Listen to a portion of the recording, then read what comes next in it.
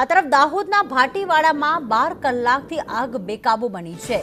NTPC કંપનીના નિર્માણાધીન solar પ્લાન્ટમાં આગ લાગવાની ઘટના બની હતી, જે 12 કલાકથી હજી પણ આગ બેકાબુ જ છે। ગઈકાલથી એનટીપીસી કંપનીના પ્રોજેક્ટમાં આગ લાગેલી છે। 3 જિલ્લાના ફાયર ફાઇટર ઘટના સ્થળે પહોંચેલા છે, તો ફાયર વિભાગ દ્વારા આગ પર કાબુ મેળવવાના પ્રયાસો પણ હાથ ધરાયા છે। કંપનીમાં આગ લાગવાનું કારણ હજી જાણી શકાયું નથી, પણ ફાયર ફાઇટર દ્વારા આગને બુઝાવવાના પૂરેપૂરા પ્રયત્નો કરવામાં આવી રહ્યા છે।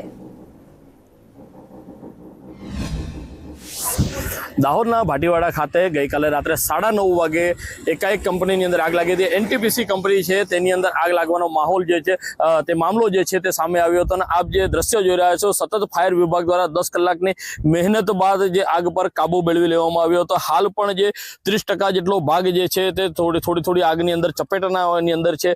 લગભગ આ જો આગની વાત કરવામાં આવે તો સતત 10 કલાક જેટલી આગ જે છે તે અહીંયા લાગી હતી, જેની અંદર દાહોદ, પંચમહાલ, મહીસાગર અને છોટાઉદેપુર વિભાગની જે ફાયરની ગાડીઓ છે તે અહીંયા લાવવામાં આવી હતી। લગભગ એટલે 35 કરતાં પણ વધુ જે ફેરા છે ફાયર વિભાગ દ્વારા એનું પાણી છાંટવામાં આવ્યો હતો। પાણીનો મારો મારી અને તે આગ પર જે છે કાબુ મેળવી લેવામાં આવ્યો હતો। હાલ તો કંપનીને કરોડો રૂપિયાનું નુકસાન પણ અહીંયા જોવા મળ્યું છે। આપણી જોડે દાહોદ ફાયર વિભાગના અધિકારી દીપેશભાઈ છે, એમની જોડે વાત કરીશું। દીપેશભાઈ, આજે કંપની અંદર આગ લાગી હતી, શું હતી આખી ઘટના?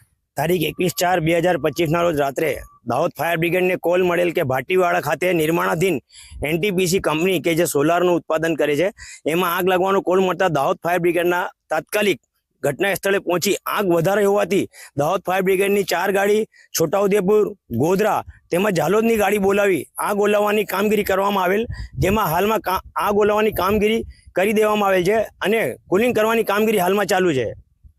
કેટલા લોકો ઇજાગ્રસ્ત હતા કે કેટલા લોકોને રેસ્ક્યુ કરવામાં આવ્યું હતું તેવી કોઈ સમગ્ર માહિતી?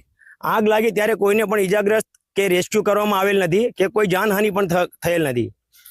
જ્યારે અધિકારીઓને એવું કહેવું હતું કે આ કંપની અંદર લગભગ 4 થી 4 જેટલા જે સિક્યોરિટી ગાર્ડ હતા તેઓના પણ રેસ્ક્યુ કરવામાં આવ્યો હતો, શું કહેશો? અમે આયા એના પહેલા રેસ્ક્યુ કર્યા છે, પણ અમે આયા તે વખતે આગ લાગેલી હતી, અમે આગ ઓલવવાની કામગીરી કરવામાં આવેલ છે।